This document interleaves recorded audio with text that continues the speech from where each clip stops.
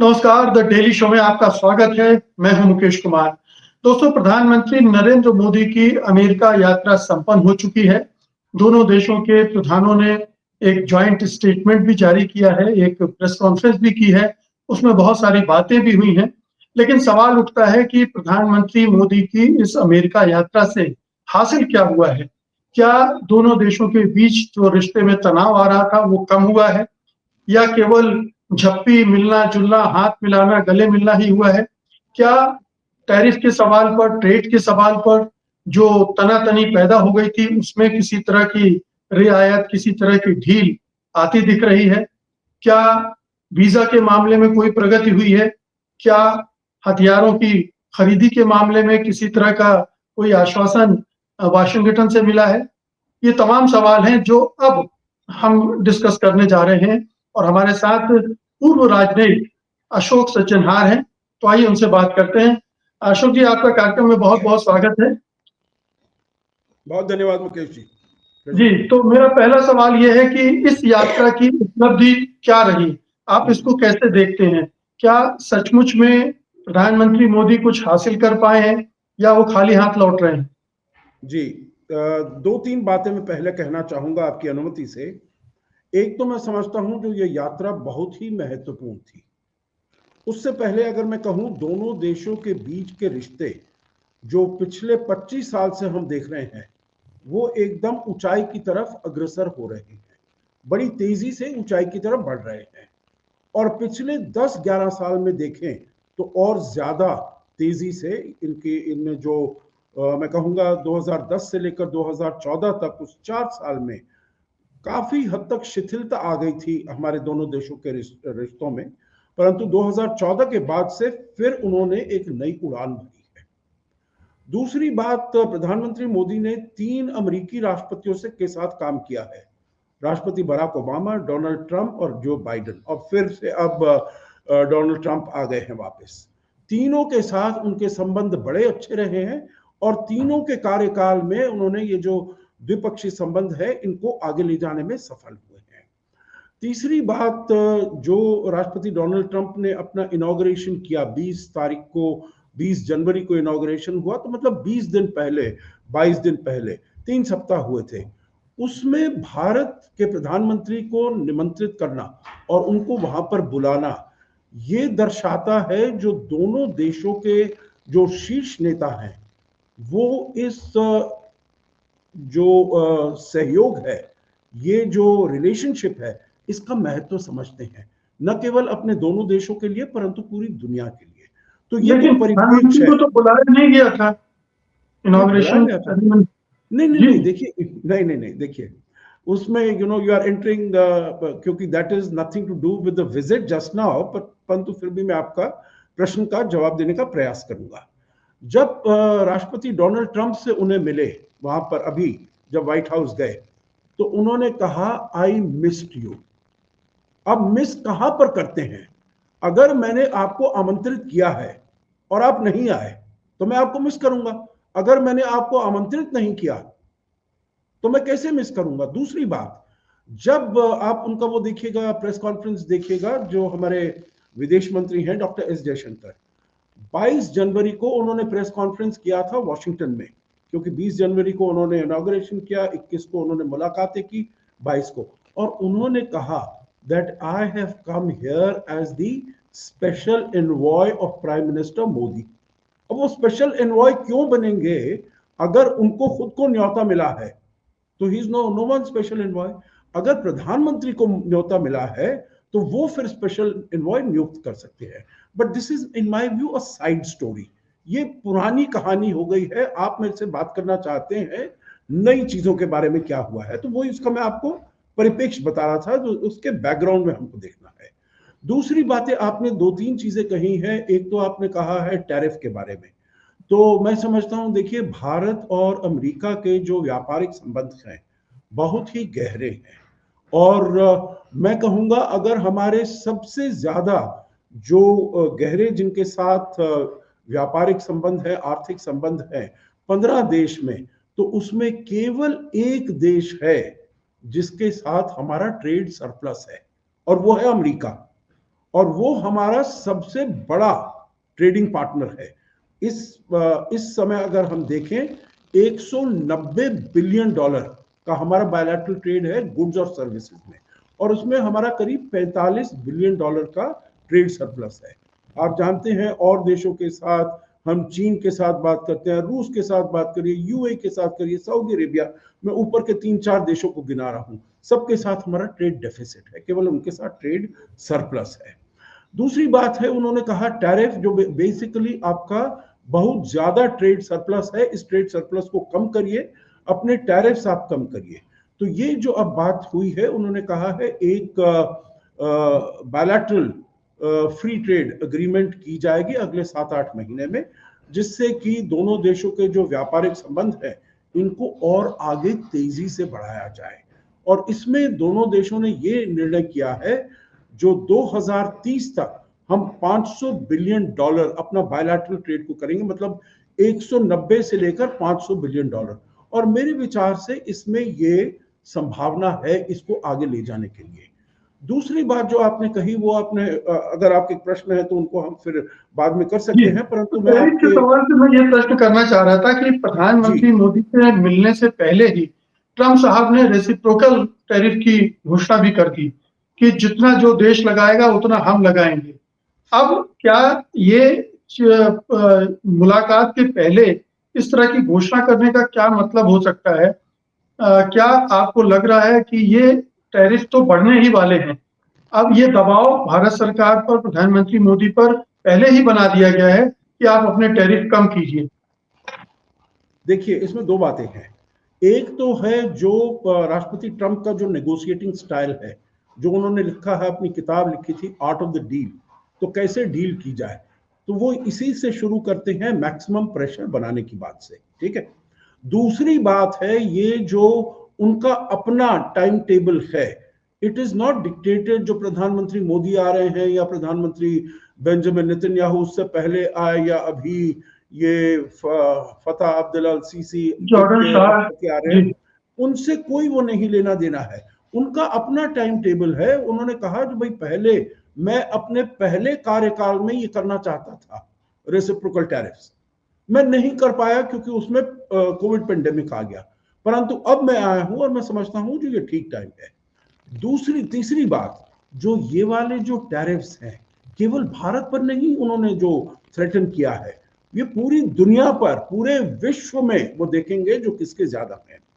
आखिरी बात इसमें मैं ये कहूंगा, जो जब हमारी बातचीत शुरू होगी तो उसमें हम देखेंगे जो कहां पर हम टैरिफ, जो प्रोडक्ट्स ऑफ इंटरेस्ट है, जो कि उन्होंने रिकॉग्नाइज किया है, राष्ट्रपति ट्रंप ने रिकॉग्नाइज किया, जो भारत ने अपनी उसमें बजट में कुछ ऐसे आइटम्स है, हार्ले डेविडसन है या लग्जरी कार्स हैं वगैरह, उस पर हमने किया है, टैरिफ्स को कम किया है, तो विच इज गुड, उनको उनके प्रोडक्ट उनके इंटरेस्ट के हैं।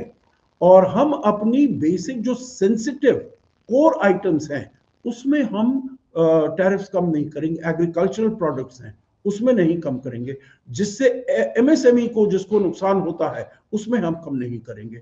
तो इसीलिए ये हमारे ऊपर दारोमदार, हमारे ऊपर निर्भर है, जो हम किस आइटम्स पर इसको कम करते हैं नहीं, और वो नेगोशिएशन की बात होगी, वो नेगोशिएशन किया जाएगा। देखिए, पूरी दुनिया, मुकेश जी, ये कहती है जो भारत के टैरिफ्स ज्यादा हैं, भारत को अपने टैरिफ्स कम करने चाहिए। अगर हमको ग्लोबल वैल्यू चेन्स और ग्लोबल सप्लाई चेन से मिलना है, हमको टैरिफ्स कम करने चाहिए। हमने अपनी इकोनॉमी को विश्व की इकोनॉमी से इंटीग्रेट करना है, तो हमें टैरिफ्स कम करने चाहिए। तो इसीलिए अगर हमारे टैरिफ्स, हम तो वॉलंटरीली कर रहे हैं, अपने आप कर रहे हैं, परंतु अगर ऐसे बातचीत करके हमें अपना जो सबसे बड़ा मार्केट है, जिसमें हम करीब 130 बिलियन डॉलर का हम एक्सपोर्ट करते हैं, अगर उसमें मुझे कुछ फायदा मिल जाता है ये टैरिफ कम करने का, तो ये तो बड़ी अच्छी बात है। जी, दूसरी बात, ट्रंप ने जिस तरह की घोषणाएं की, उनमें एक तरफ ऐसा लग रहा था कि वो एक तरफा बात कर रहे हैं। हमारे पास पेट्रोलियम भी है, गैस भी है, आपको वो लेना चाहिए, हम F-35 फाइटर जेट भी देंगे आपको, अरबों डॉलर के सैन्य उपकरण, हथियार भी बेचेंगे। तो मुकेश जी, ऐसा अगर लगता है आप कि मुझे बेचने में ज्यादा जोर दे रहे हैं।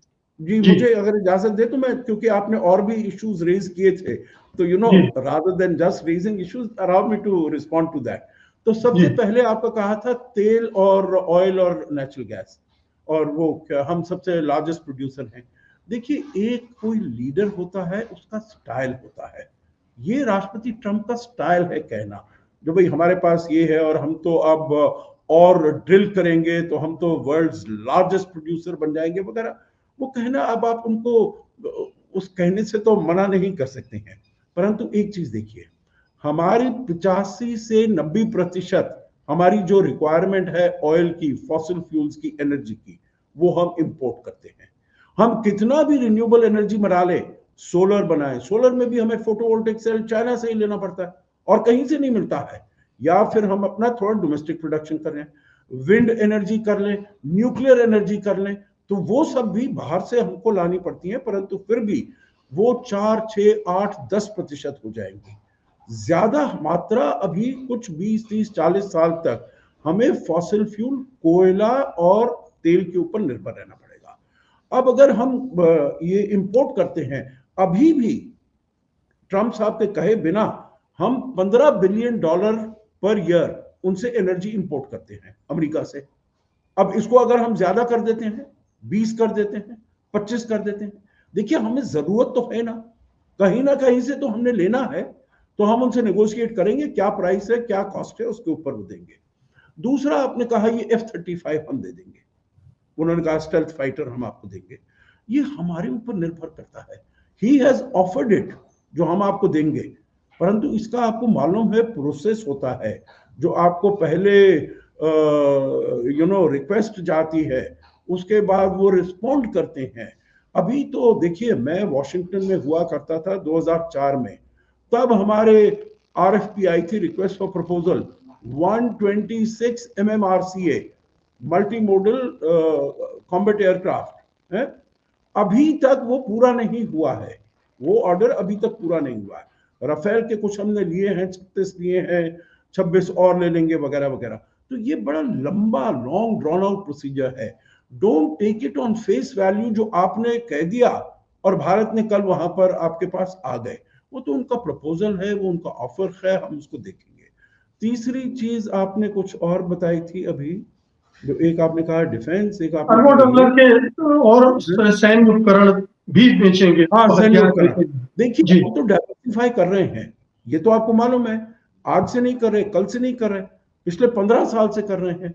यहां तक कि अमेरिका के जो भी हाई एंड डिफेंस इक्विपमेंट है, जो हमको रूस से नहीं मिल सकता है, और रूस का हालत आजकल आपको भी पता है, खराब हो गई है। जब से वो यूक्रेन का युद्ध हुआ है, हमारी जो नॉर्मल रिक्वायरमेंट्स हैं, वो भी वो पूरा करने में असमर्थ हैं। हमारी जो S-400, जिसके लिए $5.4 बिलियन हमने दे दिया है, वो अभी 2 बैटरीज आई हैं, 3 बैटरीज वो भी नहीं आई हैं। तो आप कहां से लेंगे? आपको सुरक्षा तो करनी है ना आपको, और आपको हाई एंड सोफिस्टिकेटेड इक्विपमेंट चाहिए। और वही उन्होंने कहा है, जो आपको ऑफर किया हुआ है। जैवलिन एंटी टैंक मिसाइल्स की हैं, स्ट्राइकर वो किए हैं, व्हीकल्स किए हैं। और उससे पहले भी देखिए, जब आपका गलवान हुआ, तब आपको अमेरिका से जो इंटेलिजेंस मिली, उसका कितना फायदा हुआ। उन्होंने आपको अपाचे हेलीकॉप्टर्स दिया, अटैक हेलीकॉप्टर्स, चिनूक हेलीकॉप्टर्स दिए, P8I ड्रोन्स दिए। अब भी हमने MQ-9 भी ड्रोन्स मांगे हैं। अब हम उनसे टेक्नोलॉजी भी चाहते हैं, that it should not be a buyer seller relationship, it should be technology also, वो भी हमें मिल रही है। तो मैं समझता हूँ, देखिए, कि आगे हमारे संबंध बढ़ रहे हैं। हम अपने को टेक्नोलॉजिकल पावर भी बनाना चाहते हैं, मेक इन इंडिया आत्मनिर्भरता करना चाहते हैं, तो उसमें उनसे हमको सहायता मिलेगी। हाँ, इसी में यही पेंच एक बार बार डिस्कस किया जाता है कि अमेरिका हथियार तो बेचना चाहता है, टेक्नोलॉजी नहीं देना चाहता है, और वहीं पेंच फंसता है। तो क्या इस बार की बातचीत में इस पूरे मामले के इस पहलू पर भी बात हुई होगी और कुछ सकारात्मक प्रगति दिख रही है आपको? देखिए, ये बातचीत काफी समय से चल रही है। मुझे याद है, जब मैं स्वयं वॉशिंगटन DC में हुआ करता था, तब से हमने बातचीत करनी शुरू की। और 2016 में इसके ऊपर हमने एक संधि पर दस्तखत भी किए, जिसे कहा जाता था DTTI, defence trade and technology initiative, मतलब ट्रेड भी होगी और टेक्नोलॉजी ट्रांसफर भी होगा। परंतु वो नहीं हो पाया क्योंकि एक हमने वो जिसे कहा जाता है फाउंडेशनल अग्रीमेंट्स, वो नहीं साइन की हुई थी। अब जो है राष्ट्रपति ट्रंप के पहले कार्यकाल में हमने वो दोनों जो और बची थी फाउंडेशनल अग्रीमेंट्स, एक जिसे कहा जाता है कोमकासा, लेमोआ तो हमने पहले साइन कर ली थी, फिर आई कोमकासा, दूसरी आई बेका, तो मतलब सभी हमने फाउंडेशनल अग्रीमेंट साइन कर ली। इसको देखते हुए राष्ट्रपति ओबामा के समय में हमको मेजर डिफेंस पार्टनर बनाया गया, और राष्ट्रपति ट्रंप के समय में जिसे कहा जाता है स्ट्रेटेजिक ट्रेड ऑथराइजेशन कैटेगरी 1, इसका मतलब है भारत को उस दर्जे में रखा है जो कि आपके सभी नेटो एलाइज जो हैं, जो आप टेक्नोलॉजी अमेरिका अपने नेटो एलाइज के साथ शेयर करता है, वही टेक्नोलॉजी वो भारत के साथ भी शेयर करेगा बिना किसी लाइसेंस वगैरह के। तो वो राष्ट्रपति ट्रंप के उस समय हुआ। आपको याद होगा जब प्रधानमंत्री मोदी गए थे सितंबर 2000 नहीं जून 2023 में एज अ स्टेट गेस्ट गए थे। आपको याद होगा दूसरी बार उन्होंने कांग्रेस को भी एड्रेस किया था। तब ये बात हुई थी जो ये हमारे तेजस के लिए मैक 2 के लिए GE 414 इंजन, जनरल इलेक्ट्रिक का 414 इंजन, जिसकी टेक्नोलॉजी अमेरिका ने अपने नेटो एलाइज के साथ भी शेयर नहीं की है, वो उन्होंने अग्री हो गए थे भारत के साथ करने के लिए।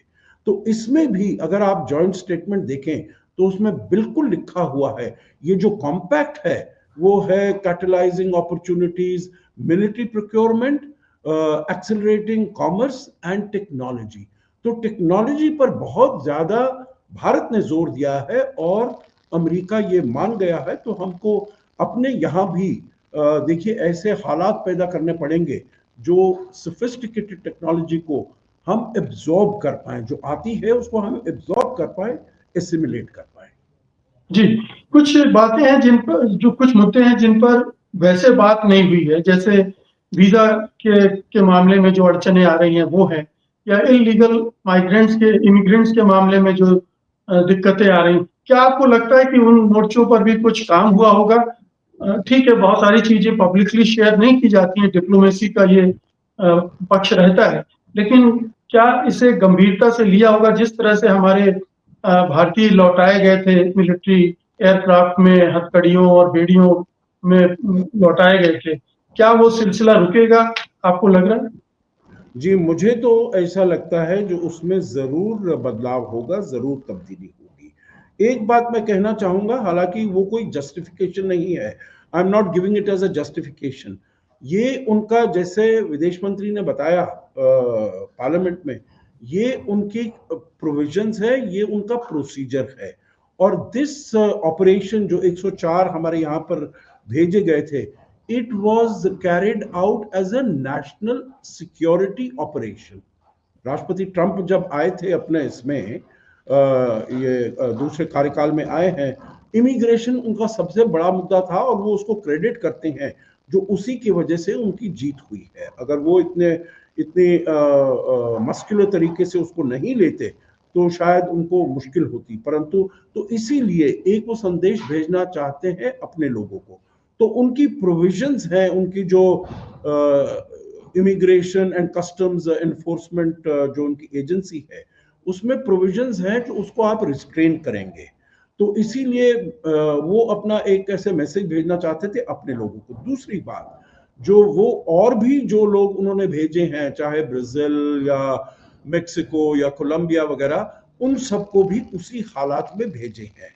मैं कह रहा हूं जो I will not use that as a justification, उसकी कोई जस्टिफिकेशन नहीं है, परंतु मैं ये समझता हूं जो इस बात को जरूर लिया गया होगा और आगे चलते हुए मैं समझता हूं जो इसमें हमको बदलाव देखना चाहिए। दूसरी बात जो प्रधानमंत्री मोदी ने अपने प्रेस कॉन्फ्रेंस में बिल्कुल साफ तरीके से की, जो इसमें रियल प्रॉब्लम है, ये जो ह्यूमन स्मगलिंग करते हैं, ह्यूमन ट्रैफिकिंग करते हैं, भोले भाले बच्चों को बरगलाकर, उनको हसीन सपने दिखाकर उनको वहां भेज देते हैं। तो हमको साथ साथ में इलीगल्स को तो हम लेते हैं, हमें कोई दिक्कत नहीं है, परंतु साथ साथ में अमेरिका से और देश हैं जहां की हमारे इलीगल्स हैं, हमको साथ मिलकर काम करना चाहिए और इसके ऊपर अंकुश लगाना चाहिए, इसको रोकने का प्रयास करना चाहिए। जी, ये प्रश्न मीडिया में और लोगों में भी इसलिए ज्यादा उठ रहा है क्योंकि कोलंबिया हुआ, वेनेजुएला हुआ, उन्होंने हथकड़ियां बेड़ियों में अपने नागरिकों को स्वीकार नहीं किया, खुद अपने विमान भेजे और उनको सम्मानजनक तरीके से वापस ले आए। क्या ये भारत की कमजोरी थी फिर? अमेरिका तो अपने स्टाइल में ही भेजेगा, अपने कानूनों के तहत ही भेजेगा। भारत को ये सोचना होगा कि वो अपने नागरिकों को कैसे वापस लेना चाहता है। क्या ये देखिए जी जी, नहीं, मैं समझता हूँ ये जो जब उन्होंने भेजा होगा, जल्दी में भेजा है। और वहां पर देखिए कोलंबिया की जो बात है आपने कही, और जो दूसरे वेनेजुएला, ये 200 300 400 किलोमीटर दूर है अमेरिका से। भारत का और ज्यादा रास्ता लंबा है। तो वो उन्होंने तुरंत, पहला तो उनका कंसाइनमेंट आ गया, उसके बाद जो दूसरा था उसमें उन्होंने कहा जो हम अपना हवाई जहाज भेजते हैं। पहले को तो उन्होंने कहा हम नहीं लेंगे।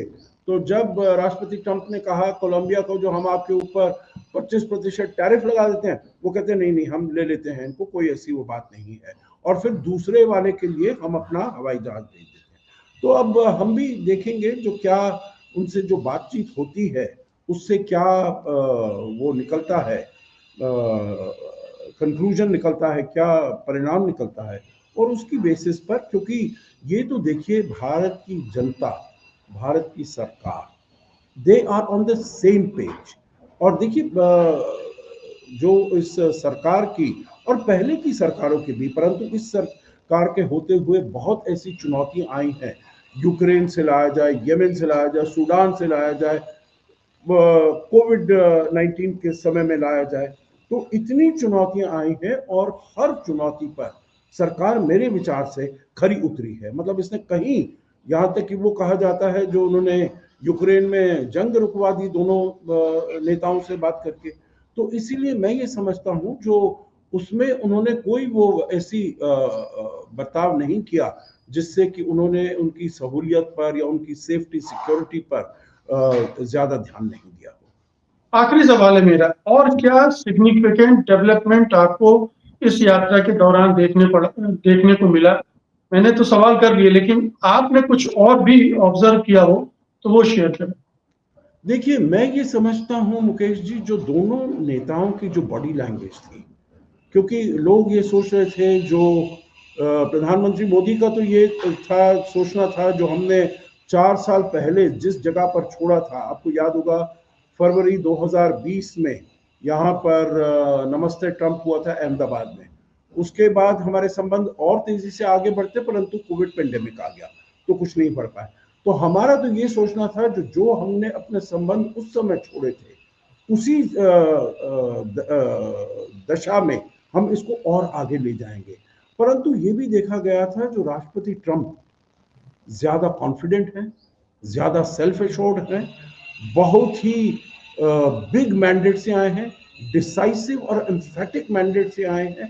उनको ना केवल विक्ट्री मिली है इलेक्टोरल कॉलेज वोट्स में, परंतु in in popular vote also he is got a majority. तो उनमें बहुत ज्यादा वो थी, एनर्जी थी, एंथुजियाज्म था जो मैंने काम करना है।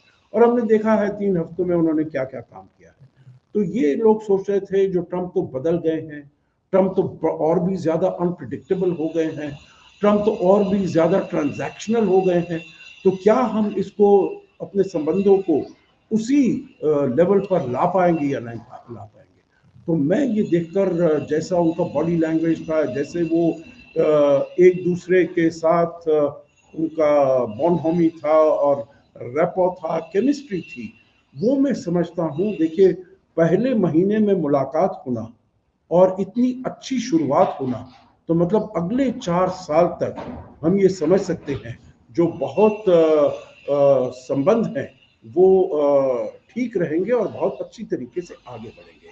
आखिरी बात मैं इसमें ये कहूँगा, देखिए इंडो पैसिफिक की बात हो, क्वाड की बात हो, बहुत ही महत्वपूर्ण है, क्योंकि क्वाड ये समझा जा रहा था जो राष्ट्रपति जो बाइडेन एक बहुत ऊंचे लेवल पर ले गए हैं, तो क्या ट्रंप इसको और आगे ले जाना चाहेंगे? परंतु ट्रंप ने ये जाहिर कर दिया, जो पहले दिन क्वाड के फॉरेन मिनिस्टर्स की मीटिंग उन्होंने कर दी 21 जनवरी को, तो क्वाड, इंडो पैसिफिक, चाइना के विरुद्ध वो करना, पुश बैक सा बनाना, वो उसमें वो बिल्कुल साथ में रहेंगे। रूस के साथ अपने संबंध अच्छे करना, वो हमारे लिए बहुत फायदेमंद सिद्ध हो सकता है।